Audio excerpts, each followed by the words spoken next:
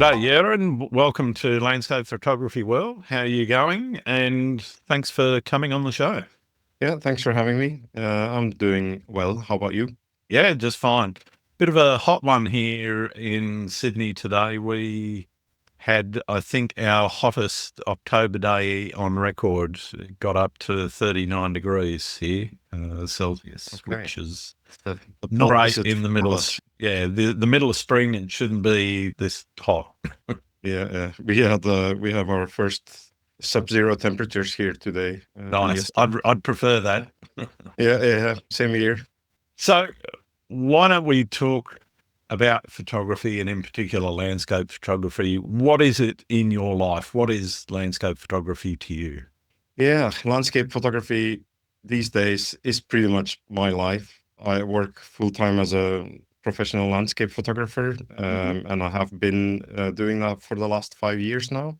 And it's kind of is basically, it started out for me as a hobby years ago, and in the last 5 years it has quickly spiraled out of control, and now this is my full-time income. So yeah, it's I would say it's a very, very important thing in my life. Awesome. Awesome. Well, I want to dig into a couple of things there. One, we'll talk a little bit about how you made the decision to go full-time professional a little bit later. But let's start at the beginning, where the hobby actually came from. What motivated you to start shooting landscapes? Yeah, so when I was a little kid, I was fortunate enough for my parents to take me on these really amazing holidays. So when I was 10 years old, we went to Canada 3 years in a row, explored like different areas in Canada, east and west. Nice. We went to South Africa, spent a lot of time in Norway, which was quite literally a day drive from where I grew up in Belgium. And in that time, I kind of got an interest in photography, starting with, these little teeny tiny cameras, like, I don't know how you call them, like a one-time use cameras. Yeah. Um, then I went into, I think it was called APS, with funny rolls. Everything went automatic, very focused on panorama images. Yep. Yep. And then later, I found out that my dad at some point had bought a Canon AV1, so it was a semi-professional analog camera. Hmm. And that's really where I started getting very interested in it. So that's my first camera with interchangeable lenses. And I took that primarily to the trips to South Africa. And I really enjoyed that a lot. But for some reason during my teens, I didn't really develop that interest further Okay. until later, when I started, or like I was planning a trip to go to Iceland, where I currently live. And that's when I decided, okay, I'm going to pick up a proper camera again. I want to photograph this trip properly, do it properly.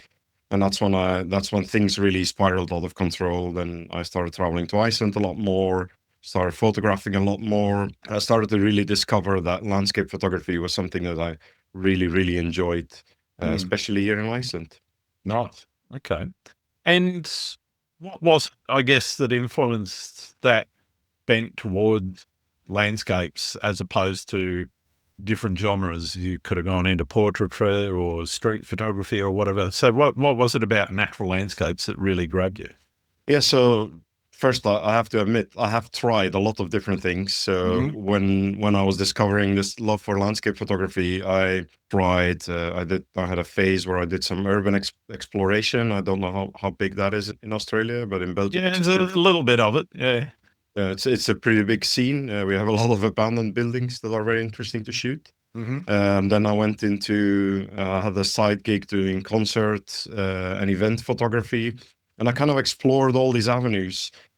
But the thing that I really enjoyed about landscapes is that you are out there in nature. So it's not just about taking the photos, it's about the experience of being out in Sure. nature and kind of chasing this perfect moment that sort of doesn't exist. I think that's something that I really enjoy, is like you're chasing these perfect conditions all the time. And every time I come home with this like amazing image, I think, wow, if only this little tiny detail would have been different. And that gives me something to chase for the next time. And Yeah. that's I something don't that I think really enjoy about landscapes. I don't think the perfect image exists yet. I've seen some No, close, but exactly. This is what I find very fascinating. It's like this whole strive toward perfection while it doesn't exist, and you know it doesn't exist, but you yeah. try to sort of one up yourself every single time you go out and shoot, or at least that's the case for me. Okay, interesting. And you talked a little bit there about your trip to South Africa and some of your other trips where things were, I guess, documenting the trip as opposed to creating art. Yeah. And I'm always interested in my guests' journey from that documentary sort of photography to artistic photography, because there's subtle differences in the two. Yes, you can make documentary photography quite artistic, but it is truly a representation of what you saw as opposed to something which expresses a feeling about the place or about elements within a scene.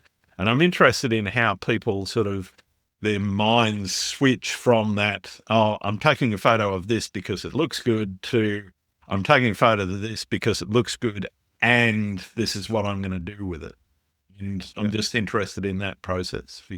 I, I I think for me, I think at first this sort of started as a gradual change. Like I started doing things more intentionally, or started to Mm-hmm. compose things more intentionally, started thinking a lot more about composition. But there's one pivotal moment for me where I really thought, okay, this is where I thought I can do something more with it. And this was on my third trip to Iceland. And I basically, from where I lived in Belgium, it was literally, I would get an hour on a train, take a 3 hour flight, and I would be in Iceland. So it was almost like it was around the corner. Nice. And I decided, okay, they have really good Northern Lights forecasted, and I'd never seen Northern Lights. And I was like, okay, well, let's just book 2 days. I took some time off work, 2 days, and I got on a plane, flew to Iceland, rented a car, and then I spent an entire day following this hole in the clouds that had formed along the south coast. And as it got dark, I started seeing Northern Lights quite immediately. So the activity was really strong. Yeah. And that's when I realized I was close to a glacier, and I realized, oh, wait, like on my last trip, I went to see this plane wreck. There's like a DC-3 US Navy plane that's on the south coast. And at the time, this was not a very well-known location. Like now, there's a massive parking lot. Lots of people go there every single day. I At believe the there's a time, fee nobody now to get really. in. Yes, you have to pay parking, and you can be shuttled in, and it has changed so much in the last 10 years. It's incredible. But yeah, I decided, okay, wouldn't it be cool to have this like Northern Lights above this plane wreck? And I decided, okay, let's just go there. And it was so cold. I think it was minus 16, minus 18 degrees Celsius. And I decided to drive there in a straight line. So normally this place is completely covered with sand. And at the time, everything was so frozen. It was like driving on concrete. So it was Right. almost driving like in a straight line. You wouldn't leave any marks or anything on the landscape. And I drove there, and that's when I really started to think about, okay, how am I going to turn this into this amazing image? I found a nice angle where it kind of looks like the Northern Lights were sort of coming out of the plane wreck. And because it was a full moon that day, you don't really get the reds and the purples as much, which Sure. means that the vibrant green is very condensed into one line. And to me, this really looked like it was almost like there was like a ghost or a spirit kind of leaving out of the plane wreck. That's when I really started to think, okay, I need to do something with this, because that's my very first, very intentional photo where I thought, okay, this is more of an art thing than me just documenting what I'm doing here. Yeah. And that's where I really, where it really started spiraling out of control. And I decided, okay, I'm going to spend way more time on composition and doing my own thing in this. Yeah. What an amazing experience. I'm interested It in, was incredible. I can imagine. I'm interested in how personal experiences and emotions influence the landscapes you choose to photograph. You do a lot of stuff in Iceland, obviously living there now, and you've made that choice. And I'd like to explore that choice as well. a little bit later. But I'm just interested in the feelings that you're having when you're there that have obviously driven you to actually uplift life out of Belgium and move to Iceland. What are those sorts of things going through your mind when you're out in the field in Iceland? Well, I like to be, or I very strongly feel that there are many people on this planet who live very disconnected from nature. And that's something that I very quickly identified as being a little bit of a problem in my lifestyle, which is one of the reasons why I decided to move to Iceland. But for me, I think it's a real privilege to be living in a country where everything natural is so close to my home. I can literally step in a car, I drive for 5 minutes, and I'm in the middle of nowhere with no one around me, no houses around me. Sure. And I think that's a real privilege. What I'm trying to do with my photography is I try to show what's out there, show why nature is so important, show why these places are important, but also show that there are so many beautiful things that I have seen that you could be seeing as well. And I think that's something that constantly drives me to go out and shoot, to be out in nature, is to show other people, to try and inspire other people what nature is and what it does to me personally. I write a lot about what it was like to be in places, what it was like to see and experience certain things, especially in the last 5 years with all the volcanic eruptions we've been having. Sure. That's something that I really want to convey to people, like what a life-changing experience these things have been for me. Okay. Let's delve into that life change and the decision to actually uplift and move. What was going through your mind in making that decision, and how did you go about setting yourself up for success in the move? Yeah, so the first time I came to Iceland was in 2012, and this was about a 2-week trip. And the first thing we did was we went for a hike, a 4-day hike in the Highlands, which is my favorite area in the country. And after coming home from that trip, that really, it's almost like something broke in me. It's a feeling that I can't really put into words. I came back to Belgium and I had this constant feeling of being homesick. And you know how, you go on a holiday, you had an amazing time, and you come home and you're like, oh, I have to go back to work. Yeah. And why do I have to do this? And why do I have to do that? I wish I was on a holiday. And it was sort of like that feeling, but not really. Like it felt something different. And Well, it must I've have been spoken much stronger because most people go back to work and that's it. And the planning then goes into the next holiday, doesn't it? Exactly. And for me, that wasn't really the case. My mind was stuck here in this country. And what's really strange about this is that I can't really describe this feeling, but everyone that I speak to who has uprooted their life like I have completely understands that feeling. So there are other people out there who have experienced very similar things. And for me, I think, you have two kinds of people. You have someone who kind of stays in that moment and then just goes about their life. And for me, it was like, I feel like I need to explore this a little bit more because I didn't really understand where I was in a mental state at that point. So I went back to Iceland with a group of friends a year later. And then when I came back from that trip, I booked another trip for the year after, almost immediately. I think it was the next day after returning from that trip. And then before that trip, I booked this spontaneous trip to see the Northern Lights that we just spoke about. Yep. And then everything kind of just snowballed out of control until at one point, some of my friends said like, oh, you're here in the country. Like, I thought you would have moved by now. And that's when I really started to think like, yeah, maybe I should. Because everything I was doing was working and then using that money to finance trips to Iceland. Yeah. So at one point, I said to myself, what's the worst thing that could happen here? And the worst thing that could happen was that I would move to Iceland and everything would fail and I would have to go back to Belgium. I always had this sort of safety net to fall back on. Yep. And that's when, once I made that click, everything was really easy. I just decided, okay, if that's the worst that could happen, then I don't want to turn into 60, 70-year-olds who has to constantly think about what if I would have done this. And this is where I then decided, okay, I'm going to sell all my stuff. And I quite literally, I put like an ad on Facebook for all my friends to see. And I said, okay, on Saturday and Sunday between 10 and 5, you can come to my home. Whatever you can carry and give me some money for, you're more than welcome to take.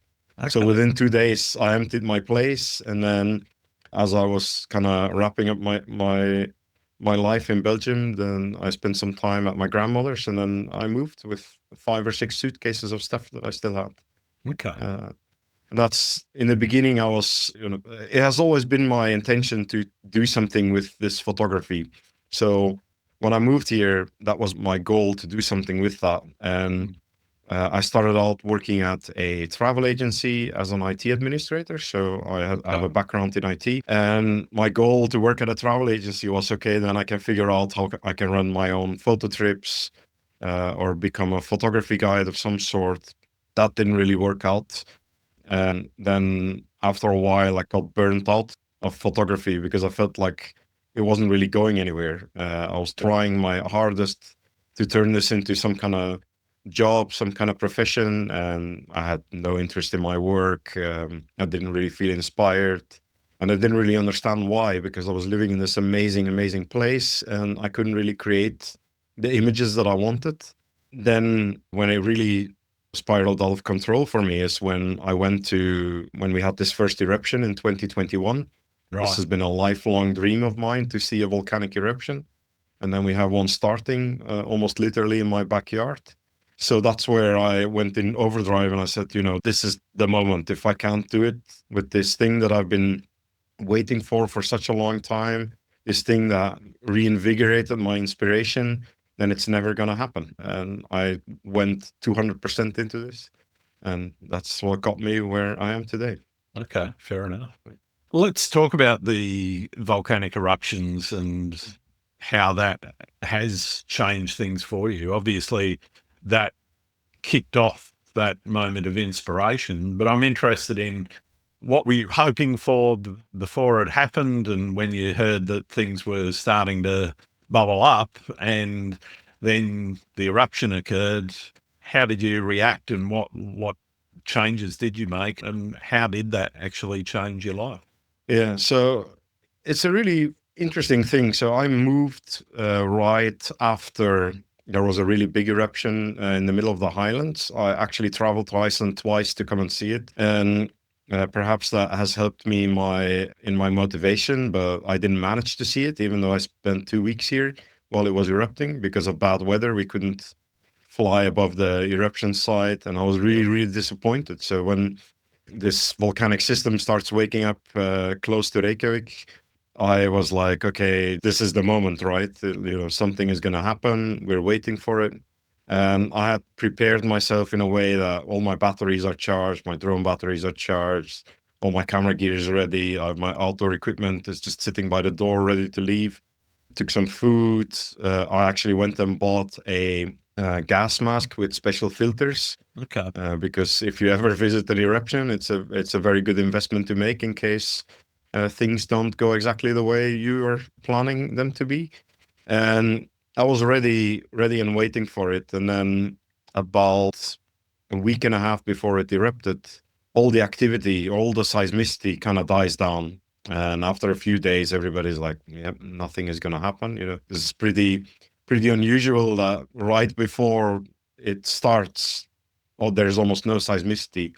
On the Friday after that, so this was almost a week and a half after the seismicity kind of died down, I decided, okay, well, if we're not going to have an eruption, then I'm going to try and focus a little bit more on the northern lights with my friends. And we went on this road trip. I drove 3 hours north of Reykjavík to photograph the northern lights next to a mountain. We checked into the guest house, drove to the mountain that we were going to shoot. And as I was taking my stuff out of the car, I get a message saying that, hey, an eruption is starting. And I'm like, no way an eruption is starting. How could this be? There's no activity of any kind. Sure. And effectively, an eruption had started. And I thought, this was just a joke. So we just packed up all the stuff, put it back in the car, went to the guest house, for which we had paid for 3 nights. I wrote down a note and said, sorry, but this is happening. We need to go back now. Put all the stuff in the car, and then we drove back to the city. And we kind of drove around the area trying to see if we could catch a glimpse of it. The only thing we could see was a glow in the mountains, and nobody at the time really realized that the eruption had started in a valley, so it wasn't possible to see it anywhere from a road. But there were people everywhere, hundreds of people trying to climb up mountains in the middle of the night, trying to see something. It was like, you have to understand, this was in March 2021. Yep. So this felt like the first significant thing to happen since COVID. Icelanders were very excited about something like this happening. Sure. And we figured out we couldn't really get to it in the middle of the night. So we went home. I slept for about 3 hours, woke up, and then started calling every possible helicopter company in the country. They didn't have any room that day. So I was kind of frustrated. And then I was watching the television, and on comes this press conference from the civil defense and the government, and they talk about this eruption. Mm. And they say literally, and I'll never forget these words, he says literally, we don't recommend anyone going there, but if you go, then you leave your car on this parking lot and you walk in this direction, take enough food and water with you. And it was kind of like we're saying no, but we're saying yes at the same time. So before this press conference had finished, I was already in my car driving to that area, and I walked for about 4 hours from where they said we should be walking, climbed up on top of this mountain, and this feeling was indescribable when you see this tiny eruption. It was almost so small that it was almost no eruption. Right. Like if the output would have been a bit slower, a bit weaker, we wouldn't have seen an eruption, I think. And it was incredible, like people were standing very close to it, and it was sort of like this big campfire that appeared out of nowhere. Uh-huh. And I ran down and I started photographing. And this is where, at first I thought, okay, I got all these images, tried to sell them to a Belgian newspaper through a friend of mine who's a journalist there. And then I got published, and I got a lot of attention for what I was doing there. And I kept going back again and again and again. Sure. And one of the driving factors for this was social media. So I opened up my Instagram, and what I could see was dozens of people going to the eruption, taking photos of the eruption, but they all had one thing in common. They were all photographing it in the same way, from the same angle, using the same camera. It was almost like there are so many places here in Iceland where people go and photograph a waterfall, and they just want to mimic this viral shot. Yeah, it's They all want the to same. mimic. Yeah. It's all the same. And for me, it was almost like it was offensive, like this amazing event happened. And why are we trying to condense this into this one image, showing only one aspect of it? So I took this upon myself as a little bit of a challenge. And I went every time I went, I decided, okay, today I'm going to use only my zoom lens, or I'm only going to use my wide angle. Or if everybody's on the western side, I'm going to go to the eastern side. Sure. Or maybe today I'll use my drone when everybody else is using their camera. And I was like very intentionally doing something different to show how many angles and how many aspects there were to this. This is something that's where interest in my work really started growing, and where I decided, okay, well, and if now's the time to do something with that. Yeah. Okay. And sounds to me like to set challenges for yourself, both creatively, but also in your life. Do you think that's something that's true of you? If so, can you explain a little bit about where that challenge setting comes from? I guess maybe looking back, I think I do, but I don't do it intentionally. Okay. Or like I don't purposely say to myself, okay, this is like a goal I want to achieve, and this is a challenge I want to try and beat. But I find that the thing that, especially in photography, the thing that kind of causes me to create challenges is I want to fight against the mainstream. I want to do things differently than everybody else is doing, because nobody wants to watch another person who comes with a portfolio of picture perfect images of Iceland that everybody else has. Sure. And that's something that I'm very actively going against. Yeah. Okay. I'm interested in how you go about that, though. Obviously, thinking about it in different ways and saying, okay, I'm going to do something that's different to everyone else is all well and good. But as you probably know, if you stand in certain locations, then you're going to get that picture perfect shot. Yeah. But if everyone else is standing in that same location, they're all going to get the same shot. Is it just as simple as going where other people aren't? Or is it about looking a little bit deeper into the landscape and saying, okay, well, if I move over here, then not only do I get that, but I get this? Well, I think first I want to make clear that I don't think there's anything wrong with taking that bucket list shot or taking that Sure. shot that you've seen someone else take and you really like it and you want to do your own version of it. I think it has a lot of merit because you can learn a lot from why do I like that image so much? Why do I like that composition so much by doing it yourself? But what I don't like is if you're only doing that. And that's something that is very true of me as well, is that I go to these places and I'll take the bucket list shot, but then I force myself to look away from it. And I go where other people aren't, of course, but I'll also try to look around in the landscape and try to see, okay, well, how can I make this more interesting? And one of the things that I've really started focusing on is drone photography. And I think drone photography is a really useful tool to do something different. Mm-hmm. It's not just because you show something from an aerial point of view, but it's because a drone, to me, it's a bit like you have a tripod that you can put anywhere in a 3D space. Sure. And that allows you to create compositions that nobody else has thought of. And by spending a lot of time researching beforehand, so I spend a lot of time looking at satellite imagery. I spend a lot of time just going to places and flying around with my drone to kind of familiarize myself with the location I want to take a really nice photo of. I do a lot of preparation, and I also know, and this is of course the luxury of living here, is that I also know that I will get that shot at some point. Sure. Because I live here. For me, most of these bucket list locations are a couple of hour drive at most. And I know that if the conditions are right, I just have to wait for that moment and then I can go there and take the photograph that I want. But it's all the exploration, all the looking around, and especially with the drone, trying to find angles that nobody else has really thought of yet. Yeah. That's how I go about it. Yeah. Yeah, it adds weight to something that I'm quite keen on exploring with photographers is around how living in a location or being close to a location affects not just what you shoot, but how you shoot. And what you've kind of described there says to me that living there has given you the advantage of looking at different angles and different ways of looking at the landscape within your environment to enable yourself to actually shoot it differently to other people. Yeah, I think it's ultimately, it's not just about living somewhere, it's about time. Sure. It's about giving yourself the time to explore and familiarize yourself before you do something.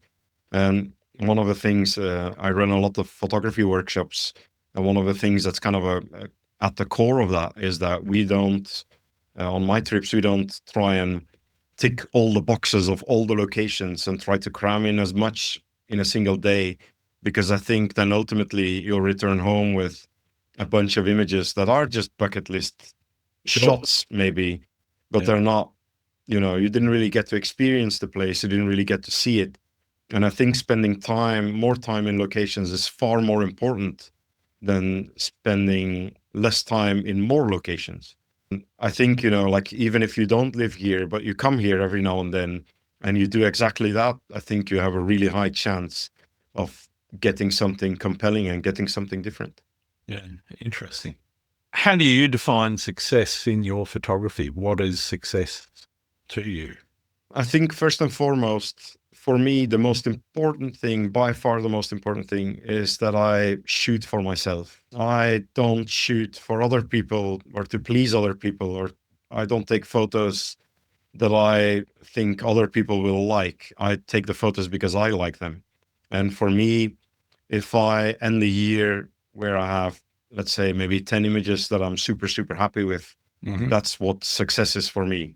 Of course, that's different from, that's personal success. That's different from success as a business, as a photography business. But that's kind of how I try to do things. Like, I used to work in a job before I started in photography. I used to work in a job where I worked for someone who was very financially driven, very like, you have to be here more than the hours that I pay you for, kind of type of person. After that experience, I decided I'm only going to do stuff that I enjoy doing.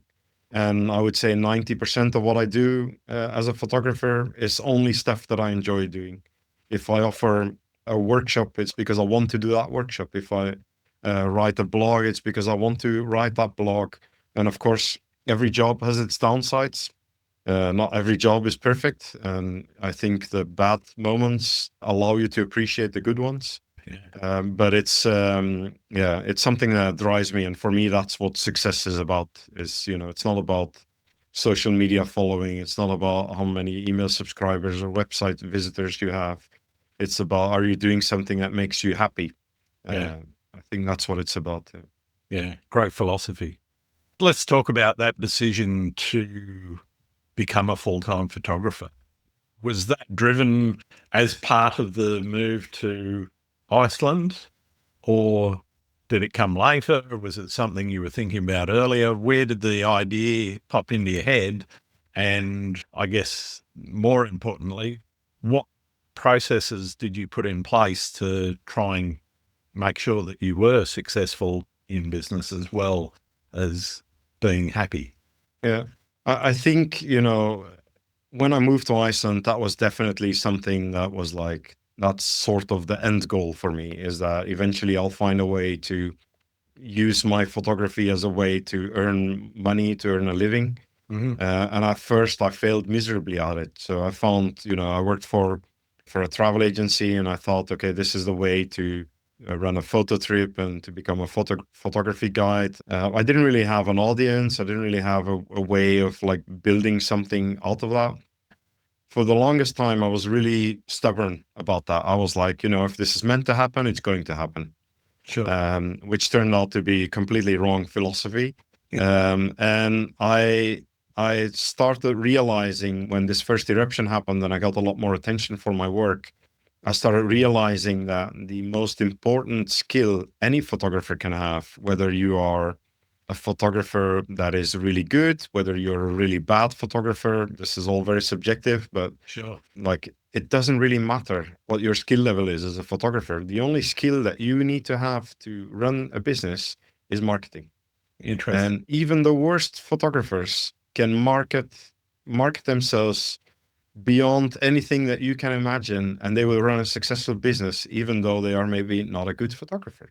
And once I started realizing that, I was like, okay, well, this is, I think the problem, especially within landscape and wildlife photography, is that most people who practice within these niches are very introverted people.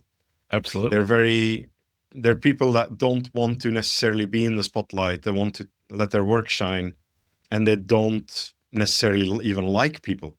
That's something that I've experienced a lot. Not that people are mean or anything, but people tend to kind of be to themselves, because that's sometimes why you go out in nature. Sure. But it's breaking through that idea that will really make you successful. It's being out there, trying to advertise yourself, trying to get interviews, trying to be on social media, showing your work, showing what you're doing, writing blogs. You have to be out there. You have to really market yourself. And that's to me, once I started realizing that, I took that knowledge and I started looking at people that I thought were successful at what they were doing. And I started looking at, why are they successful? What are they doing differently than what I'm doing? And by trying to adapt some of these techniques that they were using to my own work and to my own ideology, that's when I really managed to turn this into a business that's thriving today. Awesome. I guess that's one of the biggest lessons that you learned. What are some of the other things that you've learned from running your business and making it a success? Yeah, I mean, there's so much to think about. It's one is that social media following, it can be important, but I think it's only important if it actually gets you something. So, for example, you could have 1 million followers, but if this is a million people who follow your work without realizing what you sell or without having the financial capability to buy something that you're selling, then what's the use of this following? And I find that with whatever you do, it's a good idea to think a little bit about where to invest your time, what's important, where is the audience that you need to turn your business successful, where is that audience primarily showing itself? Is that on Facebook? Is it on Instagram? Is it maybe just email? Are they reading blogs? Are they watching videos? That's something that you really need to spend time on to understand. And that's where you should put your efforts. And I think that something that I was doing wrong in the beginning as well is that I was putting all my effort in the wrong places. I thought about social media visibility as the most important thing that I could need to turn my business into a successful one. But it turns out my audience was not really spending much time on Instagram. It was not really spending much time um, on Facebook. So I started focusing elsewhere. Okay, interesting. I guess without asking for the secret to your success, where did you go looking for them? Where did you find your audience? I think there's so many places that you could find just by Googling or today using AI search, where you could ask the question, this is sort of the audience that I'm looking for. For example, if you're a photographer living in a small community where your audience is going to be people who organize events, who organize concerts, maybe you're doing real estate or something, like it can be very, very different, like between, are you a local photographer? Is your audience maybe only based in the US? Sure. Are you marketing yourself to other photographers, or are you marketing yourself to people who are not into photography at all? And I think this is the valuable piece of advice, at least, is how can you find out where they are primarily active and how can you tap into that? Like, for example, if you're a local photographer, maybe becoming a part of neighborhood Facebook groups could be very interesting to you. Maybe you want to do old school marketing and put up flyers in supermarkets and things like that. If your audience is primarily located in the US, then maybe you should be looking into SEO. Maybe you should be looking into paid Google advertising. It's really, I don't think there's like a one solution fits all. There kind is of thing. really one size fits all. Yeah. I think it's, asking yourself that question: who is my customer base? Where are they located, and how can I reach them? And once you figure that out, it's just a matter of doing it. Yeah. Marketing is one side of running a business, but when you're running your own business, you're the CEO, chief marketing officer, chief finance officer, et cetera, plus chief creative officer, going out and actually producing the images. How do you balance your time between each of those roles that you have to play in your business? Yeah, I prioritize I prioritize things that will end up earning me money in, like, almost like guaranteed earn me money. Mm-hmm. So I spend my time in places where I know, okay, if I do this, then I'll probably get a return of this. I think one of the worst advisors is hoping that something is going to happen, hoping that you're doing something that will have some return. I think when I do something, I know it'll have a certain return. Sure. And I know that because I've done my research, and I'm a very calculated person. Okay. And that's how I prioritize things. That doesn't mean that you shouldn't be exploring different avenues within your business, but I think it's very important to not just prioritize what you enjoy doing, but also prioritize what you know will earn you some money in return. Absolutely. So, for example, one of the things that I used to do before I started a business was I used to think that exposure is a really good thing. That's Doesn't something that a lot of put food on the table, though, does it? no, it doesn't put food on the table, but also it's a really odd thing, right? Like a lot of companies that want to work with you, they hold exposure as a carrot dangling in front of your face. What I find interesting is that exposure very, very rarely changes into actual tangible business. Yeah. People will see your work, they will see your photography, but very rarely will people go down into the caption and read what it's about. They will very rarely dig into the person who took the photo. They will very rarely, there's so many steps that you have to go through until they maybe actually purchase something for you or book you or maybe book a place on a trip. Sure. And I think that's something to think about. Like, if I do A, will that return me B, C, and D? Or am I not sure that it's going to return B, C, and D? Does the customer have to go from A to B to C to D to E to F, and then maybe they'll get the options to pick from buying something on my website? I think it's a very important thing to think about. Interesting. Yeah. Let's talk a little bit about your workshops. What could somebody expect coming on one of your workshops? I think first and foremost, they can expect to get a really nice small group experience. So that's something that I focus on a lot. Is I don't like to do groups where we are 14 people standing in the middle of nowhere. I don't think it has any value.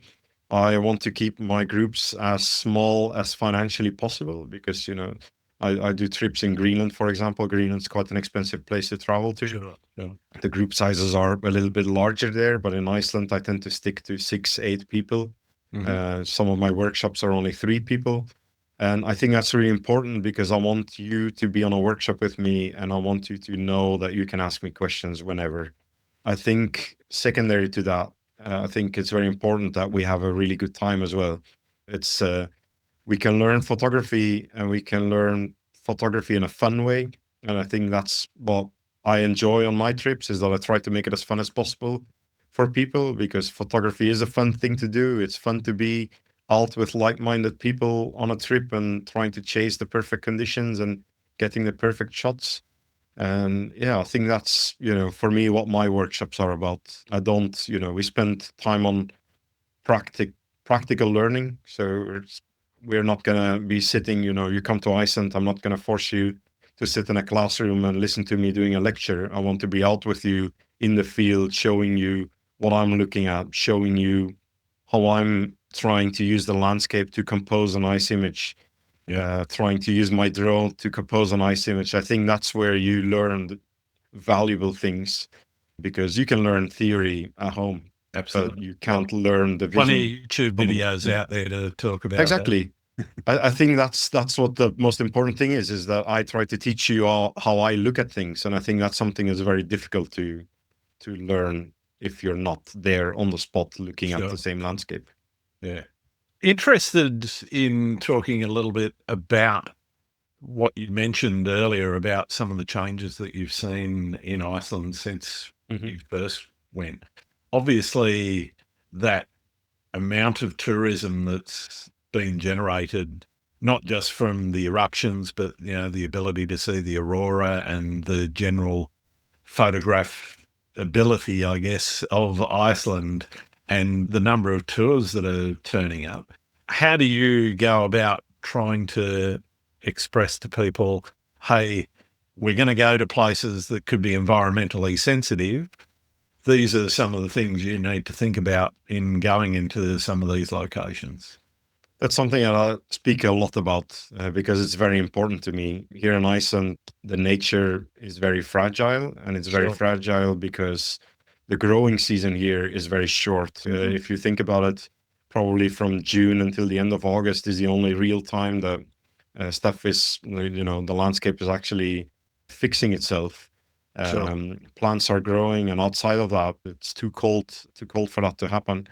And it's something that I spend a lot of time on. I show people what happens when people don't treat our nature with the respect it deserves, because there's unfortunately, a lot of damage that has already been done.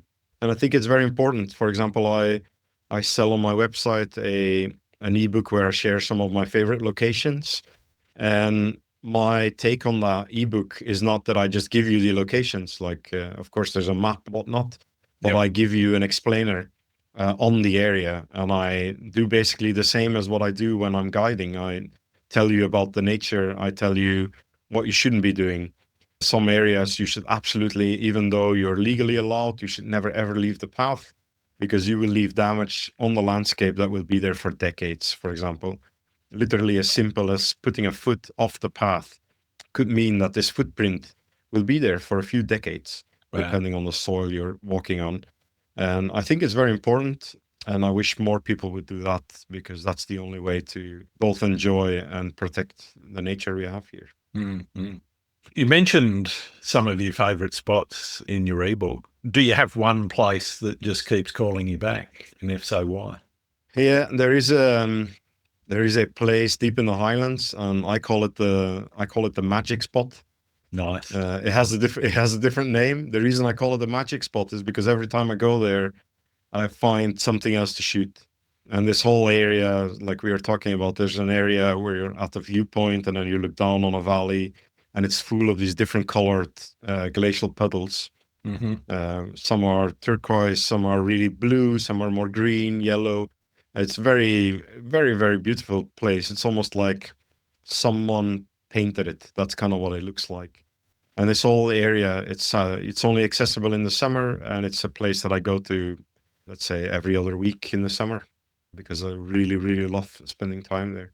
Nice. But there's so many places like that. I think the Highlands in general, the Highlands of Iceland are just, yeah, it's, I often think that Icelanders don't know how much they should appreciate this place, because it's one of the last truly wild places in Europe.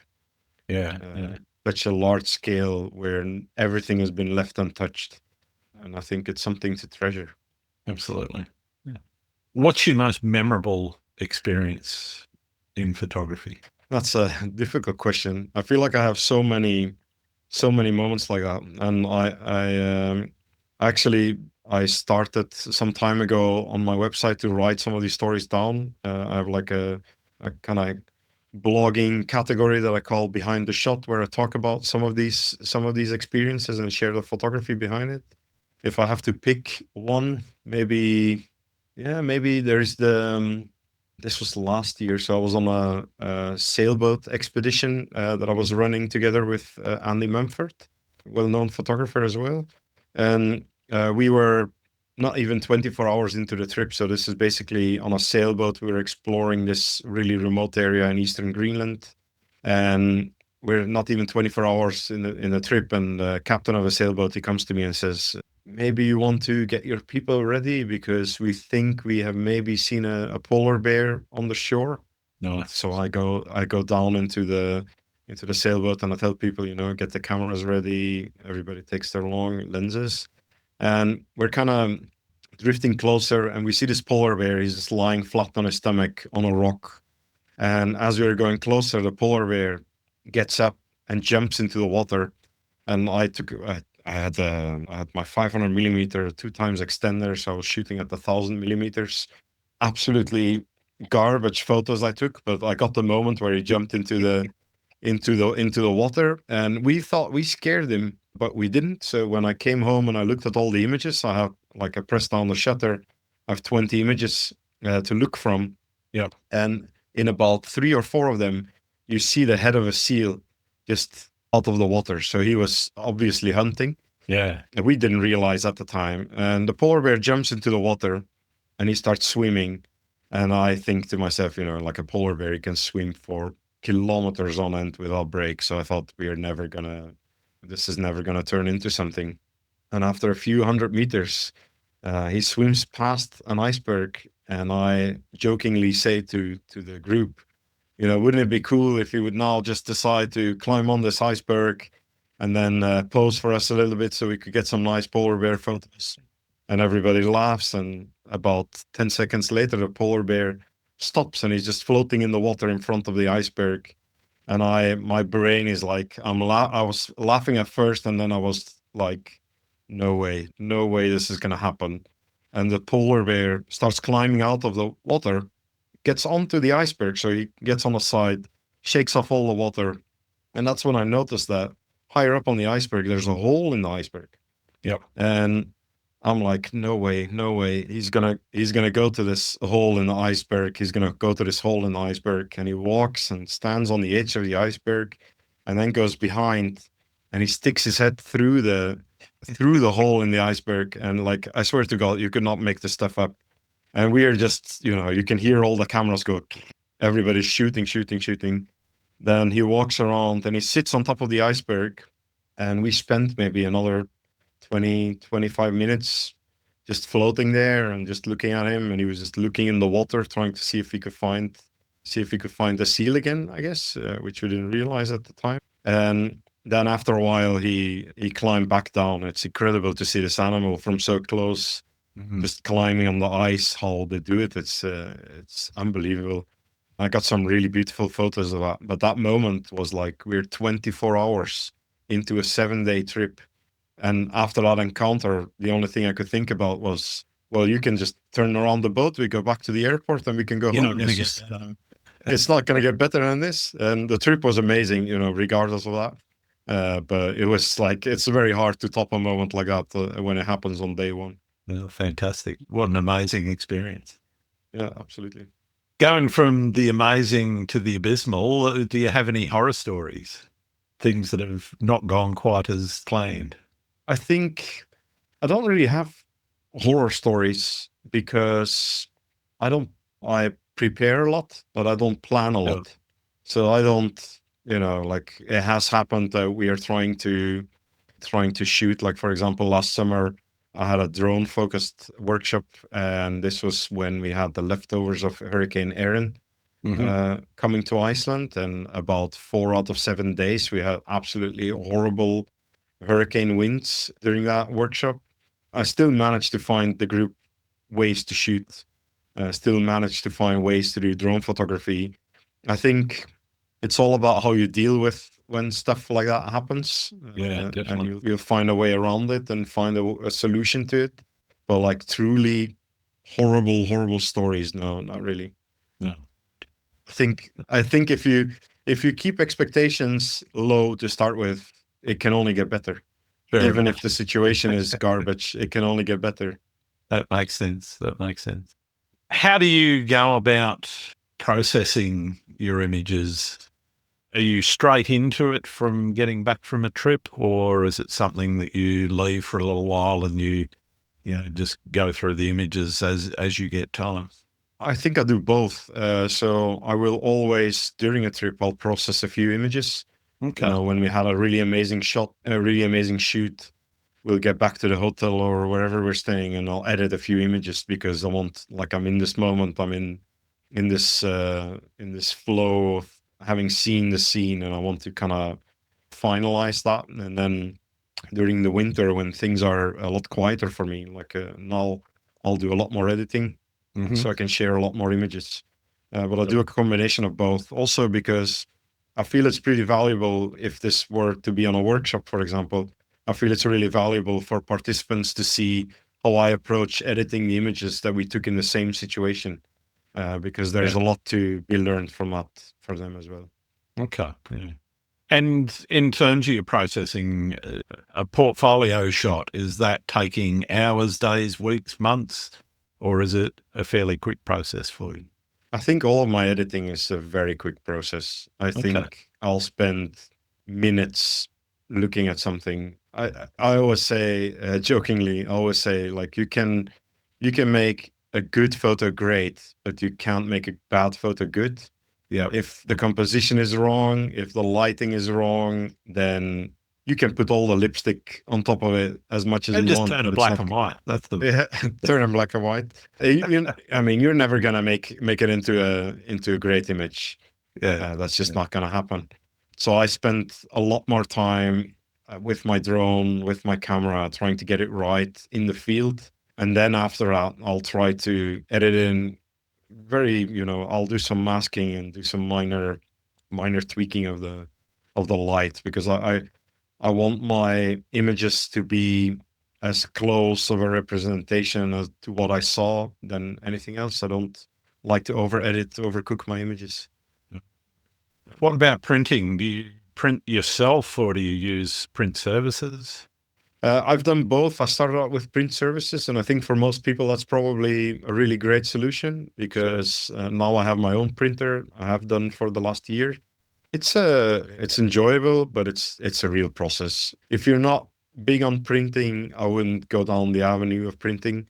Yeah. It's a big investment. You need to print a lot for it to make sense as well. Yeah. If you don't print frequently enough, then the printhead dries out and you just waste a lot of money on ink that you never get to use. Yeah. It is for me, it's a really enjoyable process. But if you're not the person to be patient, I would just use print services and be done with it. Yeah. Yeah. I think a lot of people go into printing thinking, oh yeah, well this is pretty easy. But I also find it quite an arcane process for some, where it is very difficult to translate what you see on the screen to a piece of paper.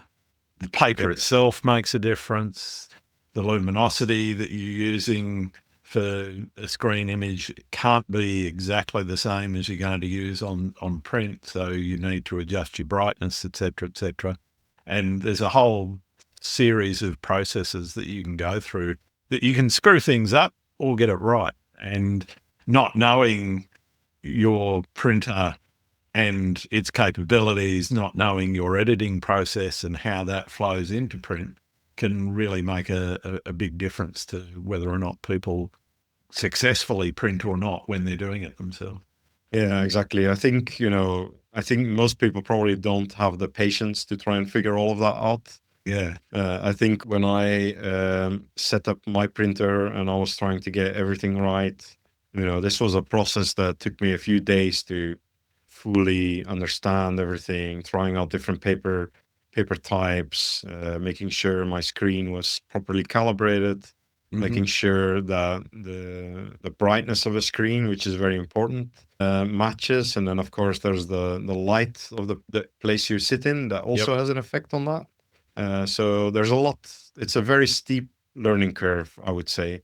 But if you're like me and you like a little challenge, then I think that's it's a fun thing to try and solve, a fun puzzle to solve. Yeah.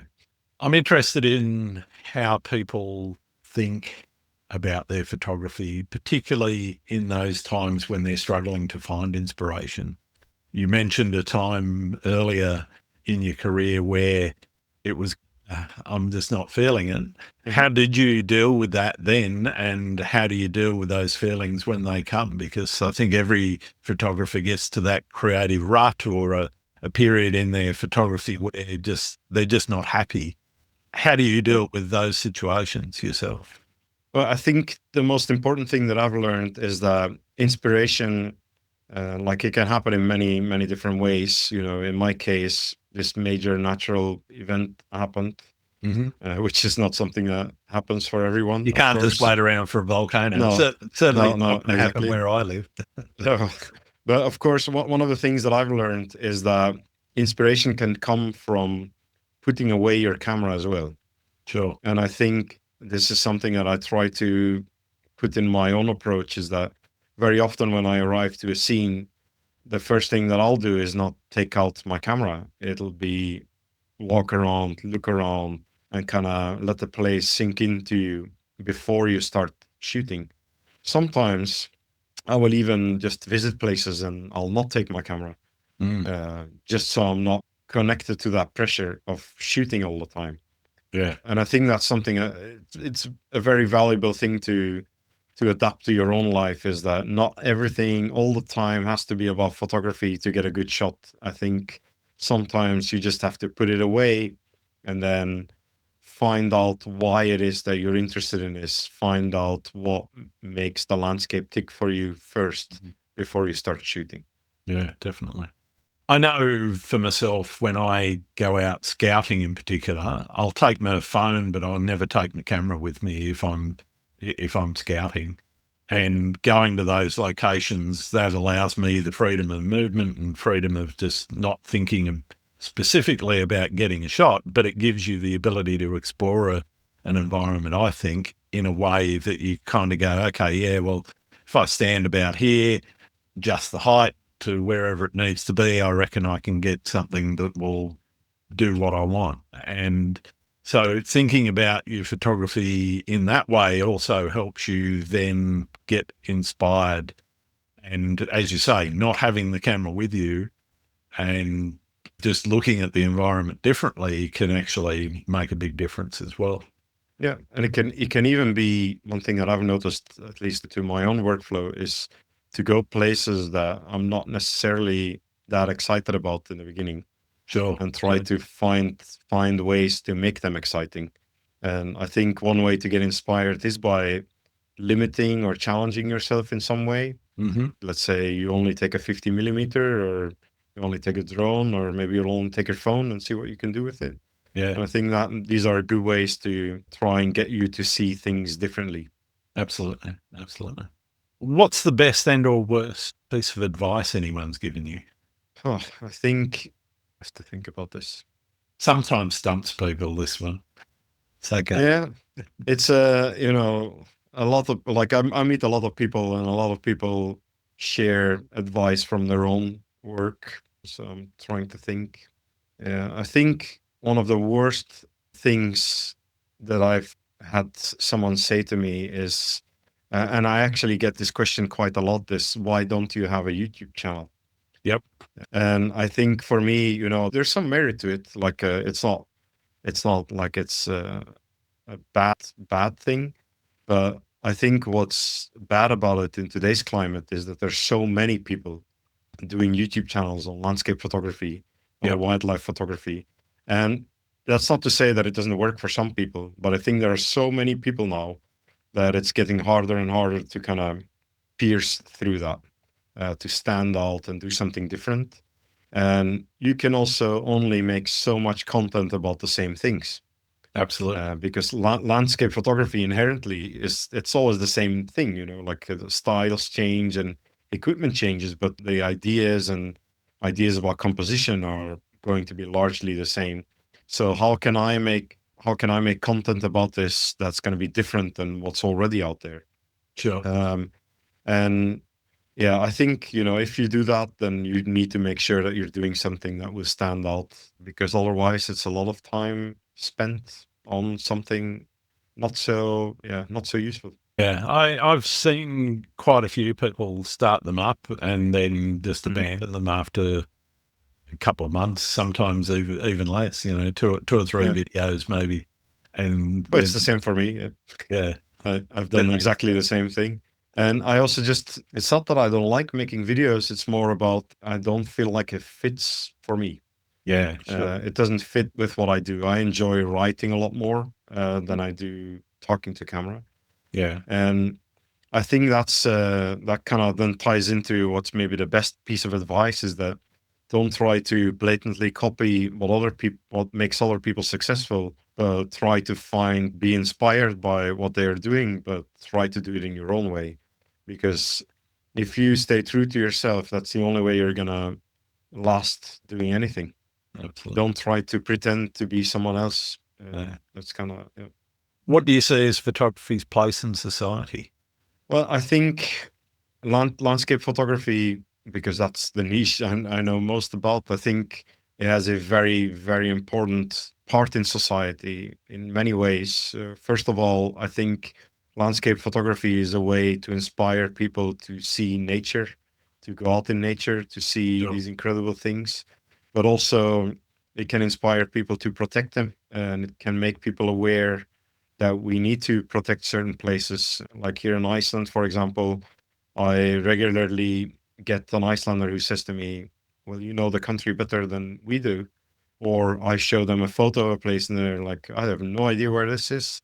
And I've been there maybe hundreds of times.